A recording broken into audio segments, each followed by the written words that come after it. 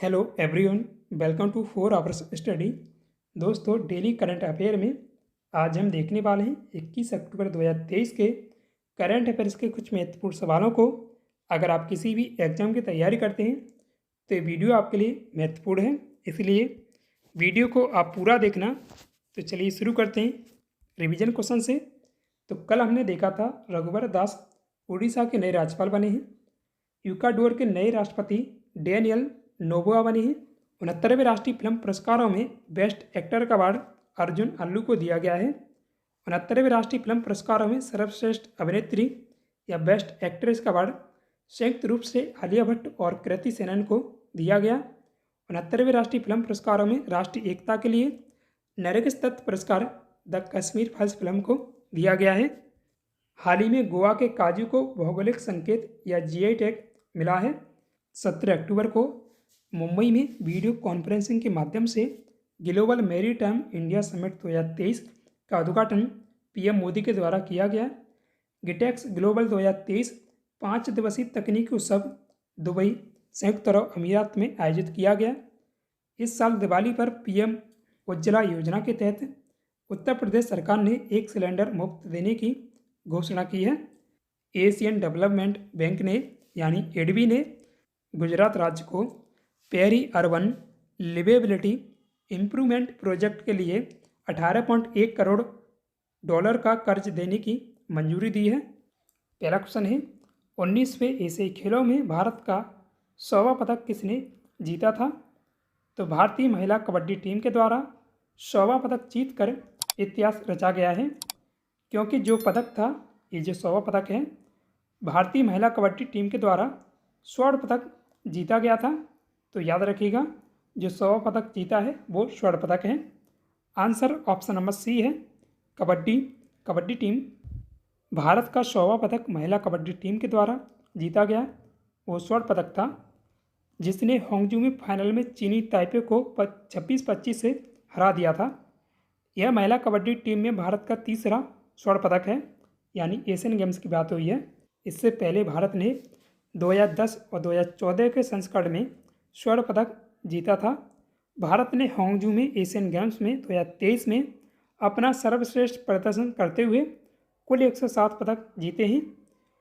1951 से अब तक भारत ने एशियाई खेलों में 183 स्वर्ण पदक, 239 रजत पदक और 357 कांस्य पदक सहित 779 पदक जीते हैं। त्रिपुरा के नए राज्यपाल कौन बने हैं? आंसर है option number B, Indrasena Reddy Nallu. और रघुवर दास उड़ीसा के नए राज्यपाल बनाए गए हैं। तो 2 राज्यों के नए राज्यपाल अभी नए बने हैं। PS श्रीधरन पिल्लई गोवा के राज्यपाल हैं। विश्वभूषण हरिचंदन छत्तीसगढ़ के राज्यपाल हैं। संविधान के अनुच्छेद 153 में प्रत्येक राज्य के लिए एक राज्यपाल का प्रावधान है। अनुच्छेद 155 के तहत राष्ट्रपति राज्य के राज्यपाल की नियुक्ति करते हैं। राज्यपाल बनने के लिए न्यूनतम आयु 35 वर्ष होनी चाहिए। त्रिपुरा की राजधानी अगरतला है। मुख्यमंत्री कौन है? माणिक साहा। ग्लोबल पेंशन इंडेक्स 2023 में भारत किस स्थान पर है? आंसर ऑप्शन नंबर बी है, भारत इसमें 45वें स्थान पर रहा है। ग्लोबल पेंशन इंडेक्स 2023 में शीर्ष स्थान पर नीदरलैंड है, दूसरे स्थान पर आइसलैंड और अंतिम स्थान पर अर्जेंटीना है। नेक्स्ट क्वेश्चन, देश का दूसरा वेलोड्रोम किस शहर में बनेगा? तो ये MP में बनाया जाएगा। आंसर है option number A, Madhya Pradesh. Madhya Pradesh के भोपाल में स्पोर्ट सिटी के तहत देश का दूसरा वेलोड्रोम बनेगा। देश का पहला और इकलौता वेलोड्रोम दिल्ली में है, जहां सभी बड़े इवेंट साइकिल रेस होती हैं।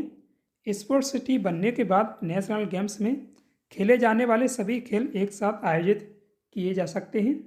180 डिग्री सर्कल वाले साइकिल रेस ट्रैक को वेलोड्रोम कहते हैं। तो आप ये याद रखिएगा।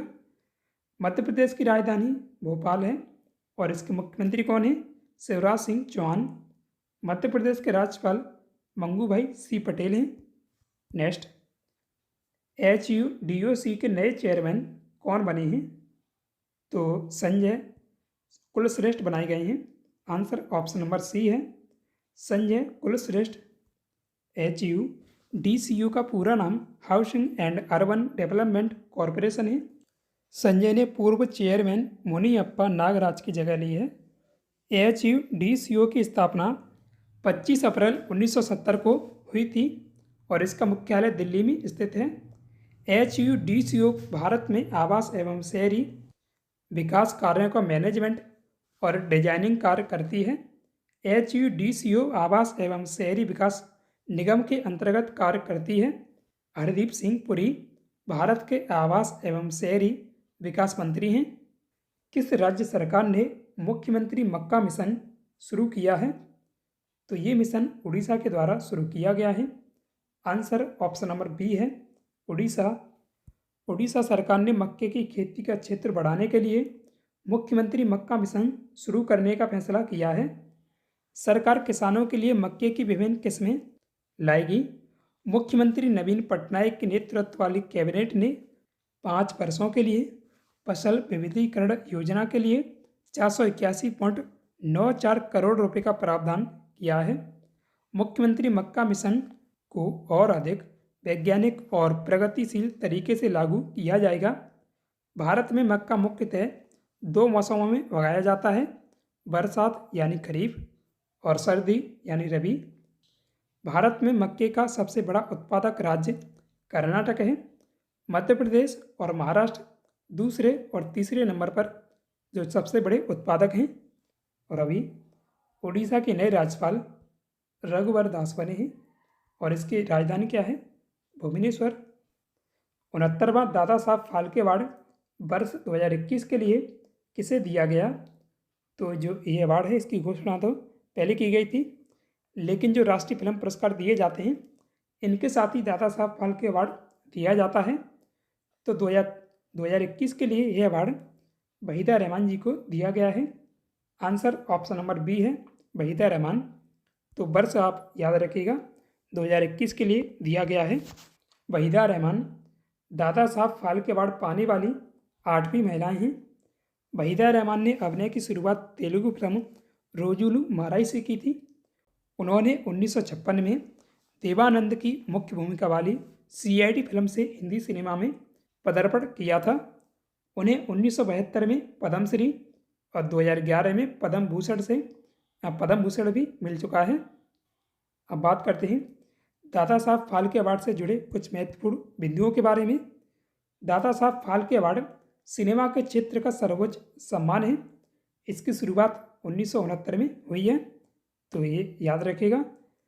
यह भारतीय सिनेमा के जनक कहे जाने वाले धुंडी राज गोविंद फाल्के के नाम पर दिया जाता है, या दादा साहब फाल्के के नाम पर। पहला दादा साहब फाल्के अवार्ड अभिनेत्री देविका रानी को दिया गया था 1969 में। इस अवार्ड में 10 लाख रुपए की पुरस्कार राशि दी जाती है। और 68वां दादा साहब फाल्के अवार्ड वर्ष 2020 के लिए आशा भोसले जी को दिया गया था। अब नेक्स्ट क्वेश्चन है, निम्न में से किस बैंक के द्वारा मुकन्नूर मिशन लॉन्च किया गया है? तो फेडरल बैंक के द्वारा लॉन्च किया गया है। आंसर ऑप्शन नंबर बी है, फेडरल बैंक। 18 अक्टूबर 2023 को फेडरल बैंक लिमिटेड ने एर्नाकुलम यानी केरल में मुकन्नूर गांव के डिजिटलाइजेशन के लिए मुकन्नूर मिशन शुरू किया है। यह मिशन बैंक के संस्थापक KP हॉर्मिन्स की 106वीं जयंती पर शुरू किया गया है।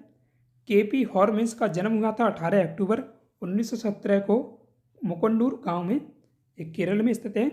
फेडरल बैंक ने 6 राज्यों में हॉर्मिन्स मेमोरियल फाउंडेशन स्कॉलरशिप की शुरुआत की है। फेडरल बैंक का मुख्यालय कोची केरल में स्थित है। इसके मैनेजिंग डायरेक्टर या MD और CEO श्याम श्रीनिवासन हैं। फेडरल बैंक की स्थापना हुई थी 23 अप्रैल 1931 को केरल के गांव नेदुमपुरम में। नेक्स्ट क्वेश्चन, हाल ही में किस राज्य या केंद्र शासित प्रदेश में 13 गीगावाट की ग्रीन एनर्जी परियोजना को मंजूरी दी गई है? तो ये लद्दाख में इसकी मंजूरी दी गई है। आंसर है ऑप्शन नंबर सी, लद्दाख।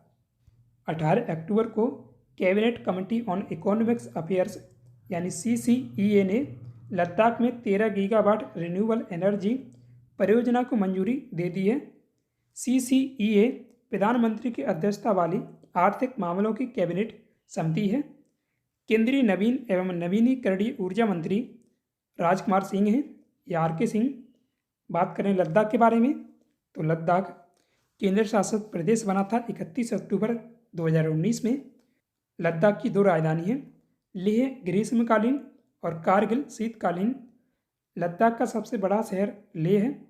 इसमें जिलों की संख्या 2 है और उपराज्यपाल BD मिश्रा हैं। हाल ही में भारत ने किसके निर्यात पर प्रतिबंध आगे बढ़ा दिया है? तो ये चीनी के निर्यात पर प्रतिबंध बढ़ाया गया है। आंसर ऑप्शन नंबर B है, चीनी।